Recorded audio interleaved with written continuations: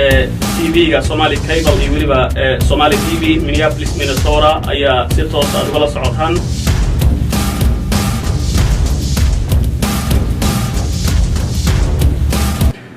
aniga iyo halyeeyad qaran Hiba Nuura waxaanu isla eegi doonaa qodob ama arrin ummadda Soomaalidu ay ragaadisay oo muddo badan ay curyaamisay way badanna waxa weeyaan isku dooxeen ilaa waqti xaadirkeena aynu joogno culummo cirroole aqoon-yahan abwaan cid walba way ka hadashay sidii loo dabargoyn lahaa marun xal loogu heli lahaa mawduucaas ama qodobkaasi muxuu yahay waa qabyaalad waa midda halkaana dhigtay halkaa ku dhigtay ina wada dhigtay marka Hiba Nuura maadaama barnaamijka midnimo qaran midnimo jeejayna ku martinahay aynu shakhsiyan anigu sharaf ayay tahay Hiba Nuura inaan maanta garabkeeda fariisto aan aad kaaga mahadcelinayna marti ku wada noqono ku soo dhaw aan ku wada dhawaan barnaamijka maxamed Soomaali waad mahadsan tahay aniga haddii Hiba Nuura iyo howlad qaran ama halyeed qaran la ii bixiyey taaduguna waxaad mutaysatoo lagu bixiyey maxamed Soomaali qof walbana waxa loo bixiyaa wuxuu egyahay marka waxay ila tahay inaad inoo daahfurtaada wariye aan isla qaada dhignana marka waayahay Hiba Nuura aniguna hadalka kaaga daba dhifanayn maadaama waayo badan aynu ka hadlayno ama hadda aanu daahfurka uga dhignay barnaamijkan midnimo qaran ee qabyaalada aynu uga hadlayno in badan aad u soo joogtay ka hadalkiisa iyadoo ummadda Soomaalidu ay ahayd mid isjecel oo wada jirtay aad kaga hadlaysay dhibaatada ama aafada qabyaaladu ay leedahay maanta oo Soomaalidu kala tafaraaruqday oo midba meel jooga aad weli ka hadlayso waayo badan baad u soo joogtay waayadii ummadda Soomaalidu ay ahaayeen kuwa mid ah jacaylka iyo muwaadinimadii wadanimada ka dhaxaysay bal waayahaas in yar inoo dib inoogu noqo wallahi afkaaga aan lagu qabayaan kaa booba hadalkee waxa weeyaan anigu waxaan ka soo bilaabay anigu horta aad iyo aad caruur u dhalinyara hase yeeshee waxaan la soo bilaabay dad magacle maalifiin abwaano dad ku saxaya dad adiga macani ku toostoosinaya waxa tallaabooyinkii ugu horreeyaan qaaday ka mid ahaa mid maantadan taagan heestii aan qaaday la oran jiray aqaltiir la-aantii kelidii ma taagno haddaynaan istaakulina tabar yeelan mayno ka tashada cadaawo oo isku tiirsanaada waa tallaabooyinkii ugu horreeyaan qaaday markaa midnimadu maalintaa halkay joogtay horta maanta ma joogto laakiin way imanaysaa waayo shalay 2000 halkay joogtaba maanta ma joogto maalin walba waxaynu qaadaynaa tallaabo caafimaad qabta tallaabo dadku u baahan yahay low kaana iska jiraan dad yar oo aan iyagu kollaba soo kobcaynin inay dib u socdaan mooye kuwaana loo joogsan maayo insha allah Hiba Nuura maadaama ummadda Soomaalidu ay leeyihiin abtirsiyo sida qabiilka oo kale la yiraahdo ilaahay nagu sameeyay inaynu waxa weeyaan isku abtirsano aan isku garanno qabiilkii Soomaalida ee asalka ama dhaqan ahaan ay u lahayd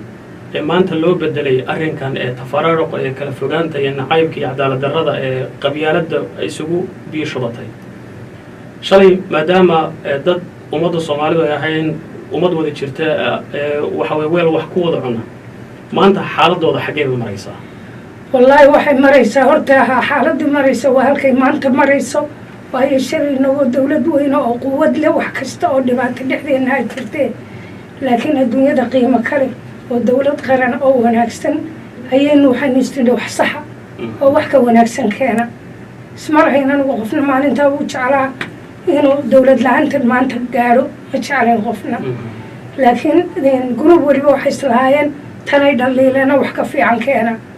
waad aragtay hogga lagu dhacayna hog maanta aan sida looga soo baxaa weli adag tahay oo weli waqtigaa inagoo 20 sano halgamaynay sida looga baxaa adag tahay hogga waa lasoo rafanayaa on kolba in baa laga soo baxaya laakiin weli lagama soo bixin taasay inaga yeensiisay haddii aan tii oo kale maanta soo celinay inagoo 20 soo halgamaynay 60 dambaynu ku noqon oo dee sooba bixi maynaba waa layna waayba marka anigu waxaan qabaa in maaragtay listaba qabto maadaama mawduuceenan maanta sida gaarkaan ugu soo qaadanay uu yahay arrintan qabyaalada ummadda Soomaalidu ragaadisay maanta ummadda Soomaalidu meel walba oo dunida ayay joogaan sababta keentayna ma aha jacayl aan u qabaan dunida inay tagaan laakiin markii iyagu gudahoodii ay waxa weeyaan xiriir ku yeelan waayey ayay bannaankan u soo baxeen maanta qurbaha ama maanta halka aynu joogno ee Minneapolis waxaa ku wada nool ummad qowmiyado kala duwan kala diimo ah haddana waxaa mideeyey waa sharciga iyo dalka maanta ummadda Soomaalidu iyagoo hal qowmiyad ah maxaa isku diiday inay noqdaan ummad midaysan oo waxa quranka ee qabiilku ama qabyaaladaan yiraahdo ay ka fogaadaan horta midda ugu horeysa shayga qabiil la yiraahdaa waa ka halka ayna dhigay waa ka adduunyadii oo dhan inagu qosashay waayo dawlado badan bay inaga dambeeyey Burundi baa inaga daray Rwanda inaga daray qolo waliba 4 sanadood intay dagaalameen si fiican isu dagaalameen iyo faraha kala baxeen dawlad dhisteen annaga in yar baan haystayaalo nahay in yar oo dangaara leh ama lacag doonaysa ama inay muuqdaan doonaysa Soomaalinimadu aanay ku ahayn maaragtay in yani tabika ugu weyn baanay ahayn intaasaan haysata laakiin anigu rajada aan qabaa waxa weeyaan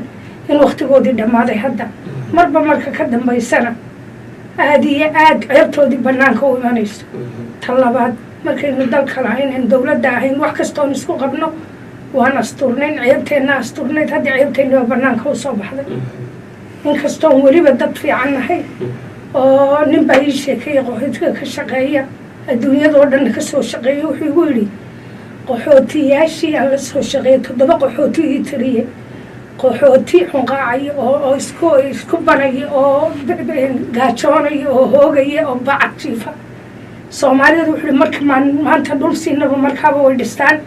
markaaba way xardhaan kuraasi bay dhigtaan mushaac way dhigaan in cuntay ku hoos karsadaan horta inagu qiimaha way noolaanay dadkaysiga iyo isdhiska laakiin kii danteena yaa laynaga madoobay ninku intii kale nin baa waxa la yidhi bari gaari ka dhacay gaari markii ka dhacay ayaa maaragtay wax kasta oo dhanba wax xasuustaa war hebel ma xasuustaha wallahi waa hebelkooda waa saaxiibkay waa siyaad in taqaana waan aqaana saaxiibka ninkii wax duubi jira fiicna fariidka studio waa maxamed Soomaali wala wariye qaaliga ahaa hiba nuura ma taqaana waa gabadhii codka macaani xaaskaagii ma garanaysaa heblaayo xaaskaygii inaa lillahi anu ku garan maayo xaaskaygii haddaba intii kale oo dhan intaynu ku wanaagsanaan danteennii keliya laynaga jeediyey midii inagu aynu lahayn oo runtahayd aan wax ku noqon lahayn inaan dalkeenna wax ka dhigno yaa laynaga madoobeeyo inaan garanayn Nairobi aynu tagi guriyaynu ka dhisi waxaynu tagi Minneapolis guriyaynu ka dhisi Uganda aynu tagi business baynu ka furi tii aynu inagu lahayn aynu wadankeena ahaan dal shisheeye horumarintiisa waa laynaga madoobeeyey marka waa ninkii intuu gaariga ka dhacay kaliya garan waaye xaaskiisi waa wixii dadka ugu xigay kaasoo kale inuu ka dhiganahay hadalka aan sii qaatay kulley aqoontaad u leedahay maanta waxa weeyaan ummadda Soomaalidu heerka ay gaarsiisanaayeen ee jacaylka iyo wadaninimada iyo isku duubnida in badan baad waxa way u soo joogtay maanta ummadda Soomaalida kala tafaraaruqday oo waxa weeyaan qabyaalad qaadayna waxa way wad u joogtaa welina kama adan fariisan inta nafta kugu jirtaan waa midda haliyad qaran lagu bixiyo inaad ummadaada u taagan tahay ilaahay inuu soo gaarsay weli in ummadaadii aad u hadasho oo waayo badan aad u soo joogtana waa ilaahay baan ugu mahadcelinaynaa anigu kulley fikir ahaan ummadda Soomaalidu waxaan u arkaa horta ummad isjecel waxa weeyaan jacayl weynna ka dhaxeeya laakiin sidaad sheegtay inay is arki la yihiin oo toodii hoose dareemi la yihiin wadamadan hadda qurbaha aynu joogno waxa ka jirta laftigeeda qabyaalad way ka jirtaa laakiin waa qabyaalad asturan oo cadaaladdeeda hoos socota anigu waxaan ku tilmaamay kulley waa aragtidayda Soomaalidu qabyaaladeeda amaba cunsuriyadda ee maanta qurbaha ay ka sheeganayaan iyaga u horeeyay cunsurinimadu maanta waxa weeyaan dalka amaba dadka Soomaalida dhexdooda cunsurinimada ka jirta amaba qabyaalada ka jirta ee qof kulamida la liidayo xitaa dadkan cadaanka ma sameeyaan abadan marka waxyaalahan isweydiiyay waxa ka mid ah war qofkan Soomaaliya kulamidka ee kula diirka ee kula dhaqanka ee kula dadka war maxaad ku diidan tahay aad waxa weeye u yasaysaa aad u liidaysaa marka haddaad maqasho cunsuriyadda seedaba waa qabyaaladda haddaan u macno waaba cunsuriyad marka ummadda Soomaalidu cunsuriyadda waxa weeyaan in ay sababtay markay isdhibaateeyeen ee xagga faquuqa isku sameeyeen waa midda halkaa dhigtay oo weli ay isku imaan laayihiin oo danahooda ay ka tashan laayihiin dad kalun bay ka tariyaan marka anigu waxaan oran lahaa haddii soomaalidu ay joojiso cudurkan cunsuriyadda amaba qabyaaladda waa shaki la-aan inay isku imaanayaan oo dalkoodii waxa weeyaan muddada badan burburka iyo dhibaatada dhex yaalleen in uu midoobayo oo waxa weeyaan nabadgelyadii lagu yaqaanay isjacaylka lagu yaqaanay horo socodka lagu yaqaanay inay dib u soo noqonayso laakiin inta mid la mida ee soomaaliya lagu liidayo qabiilka amaba waxa weeye nasabiyadda uu ka soo jeedo waxa weeye cadaalad darradu way sii soconaysaa waxa weeyaan faquuqa iyo dhibaatada iyo dilkan wuu sii soconayaa waa sida anay ila tahay aad iyo aad horta shalayba intaa iskumaynaan sheegi jirin shalayba ninka in bacsitaa la odhan jiray ku nasiibsoo la toogan oon cidna ka hadli jirin in qofka la faquuqaya intoo la qaado la iska dili jiro oon lagana isweydiin jirin alxamdulilaahi maanta waa heeran soo gaadhnay intaan ka wada hadlayna dhammaanteen inaan dhibsanay bay markaa ku tusaysaa marka waxay la tahay aniga dhibtay intii badnayd waan soo dhammaynay laakiin hadda waxaan uun ku durkaynaa waa wanaagii qaar baad arkaysaa dawladdeena aan iminkaa 3 bilood jirin wax ka sheegaya mayadaa gaadhayba weli waqti wax laga sheego waa kuwa jecel inaan dib u noqono oon ciyaalkii dib ugu noqono aan ka soo baxaynay marka waxaan odhan lahaa quwaddii dalkeeniyo qiimaheedii qarannimo qalad baan ka fahanno waxaan qorshayno qoloqolo khasaarahana nagu riday qol madow adduunyada maantaan kaga qufulan oon isku qarinay u dheer qaaradaha 5 qoran qormadaynu kaga niil qarka waxaanu sudhannahay in laynagaba qaado qolo kale la siiyo qaybta inaga hadhaana u qabahanta dawadeed sidaana waanu qalanaa qalabada warfidintae qolo waliba u leedahay waa kaan maanta fadhinoo kale markay naga qisoodaan waxay nagu qiyaasaan duul qaranjaba iyo qaabad la yska nacayo qabrigii carruurta horta heesta lama dhammayn karo waa hees dheer oo aan ku qaaday markii aabbahay allah u naxariistay ayaa gabay ahaan u sameeyaana waan ku heesay qofka doonaya inuu qabiil wuxuu yahay arko heestaasoo horta dhegaysanaya marka ma la wada dhammayn kara intaasaan ka soo qaato wixii halkayna dhigay weeyaan hiba nuura kulley waayaha heestaa la tiriyey waxa weeye wax imaan doono ayaa laga siiyey waxa weeye laga hadlayay waxaan tirinay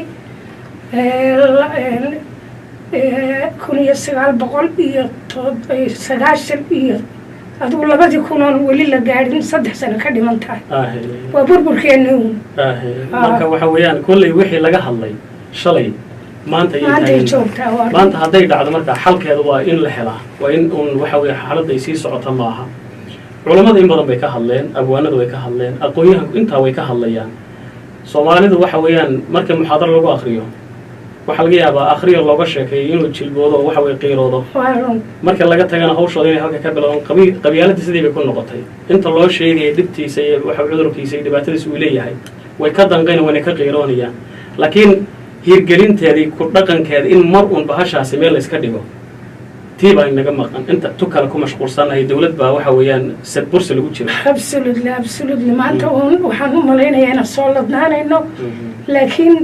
wixii hore haddaan dib u fiirsano soo dhacay inaan ladnaanaynaan arkaynaa laakiin haddaan wixii hore ilowno weli waan qaldannahay marka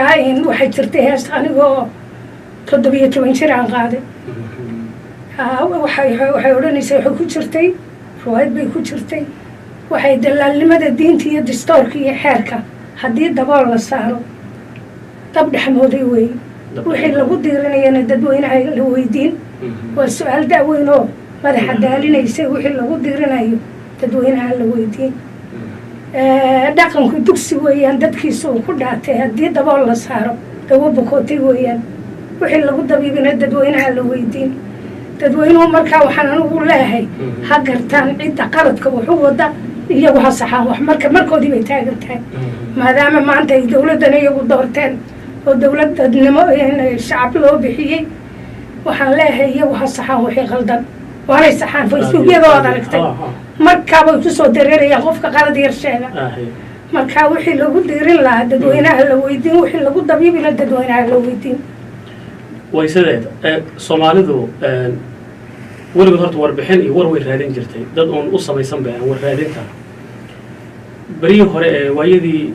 dadkii hore waxa weeyaan waxay raadin jireen wax wanaagsan dhegtooda inay maqasho laakiin hadda waxa soo baxay wax sheeg ama wixii xun oo la sheego inay Soomaalidu ay tiraahdo maanta war fiican baa la sheegay dee maanta dadka Soomaaliya deegaanada Soomaalidu ay leedahay laga sheego maanta inay ummadda nabdowday oo barwaaqowday oo iskool loo faray waxbarasho ay heleen oo caafimaad heleen waxba kama soo qaadan baa laga dhigayaa marka waxay ka dhigan tahay ummadii maskaxdii baa madoobaatay oo waxa weeyaan iyagii baa isku jeeda marka waxa loo baahan yahay ummaddan kulley haliyad qaranay waxaan anigu kulley waxa badana shakhsiyan aan jeclahay dadka Soomaalidu meel walba ha joogeen deegaan kasta ha ku noolaadeen hor socodkooda nabadooda iyo jacaylkooda markaan arko dad Soomaali ah oo waxay ku wada hadlayaan ay tahay wax ma garanaysaa dib u socda runtii waa wax aad aan uga naxo arrimihii ugu yaabka badnaa arrimahan dadka Soomaalida intaan wadankan joogay waxaan salaam ummad Soomaali waxaad u imaanaysaa waxa weeyaan aad uga horumartay wadankan horumarku gaaray dhinaca waxbarashada dhinaca waxa weey cilmiga iyo waliba maskaxda lagu gaaray wayad soo socda inkastoo dadka ay isku jiraan dad badan oo wax bartay oo ganacsiyo fiican sameys ay jiraan haddana anigu aan cidna gaar u dan lahaa laakiin wanaag aan Soomaalidu aan jeclahay waxaan arkay dad ma garanaysa meela fadhiya oo ka hadlaya siyaasadii waxaan loo baahnayn iyo isku diray oo aan garanaynba marka taasina waa nasiib darrada marka Maxamed Soomaaliga ku rajo galiyay shalayto waxaan dhageysanay barnaamij markaan dhageysanay wuxuu ahaa baarlamaanka mooshin keenaya markaan mooshin maqalay afar gabdhood baan meel soo taagnay because mooshinka codad baan ka qabnaa ma ogtahay kolkaasaan balsug haddana waan ismaslaxay aan dhageysano mooshin baynu maqalee muxuu yahay mooshinka wuxuu noqday mid dawladda loogu hiilinayo wax kalada la diiday markaasaa taasiba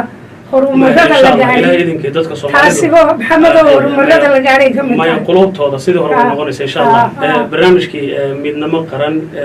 daadiintiisa iyo diyaarintiisaba midnimo jeeji ay lahayd anigii haliyada qaran Hiba Nuuran aan martida ku ahay hadalkaaga ugu dambeeyay gabagabada hadalkayga ugu dambeeyay gabagabaynaya waxa weeyaan dhiladii colaadahan dharaartii kastaba dhacay naga dhamaan waayay iyo Soomaalida is dhamaysay dhabtii haadku ka dhargaayo wiilba kii ugu dhawaa ilka dhacdiisay dhaqaaliyo waxay maal dhaqdeen dalal kale u dhoofshay wali dhibkiisii wada col dhawaaqayo dhiiranaanteena geesinimo maanta dhicisowday dhabarka iska jabinoon midnimadeena ku dhantaalay dhulkeenaan u dhalanay ahaa dhaxal awoowayaasheen dhaymanka iyo gaaska iyo maadhku dhacdiido waxa la iska dhaadhiciyay dunidu meel dhigatay marna inaan heshiis naga dhacayn dhaba hor dheeraada dhinacaysta saaro qabiil dhacamo weyn saara dhismayaashii burburay aan dhisnoon dhaqanka dhaabadino dhalinyariya waayeel dhammaan dhuuni wada beero dhab hay nooga dhiga eebbahan dhibana joogaaye ruux walba dhankaagu adigu dheeli ka ilaal ruux walba dhankaagu adigu dheeli ka ilaal intaas dardaaran inoogu filan waa aniga iyo haliyad qaran Hiba Nuura iyo injineersiyaad waxaan idinku dhaafay sidaa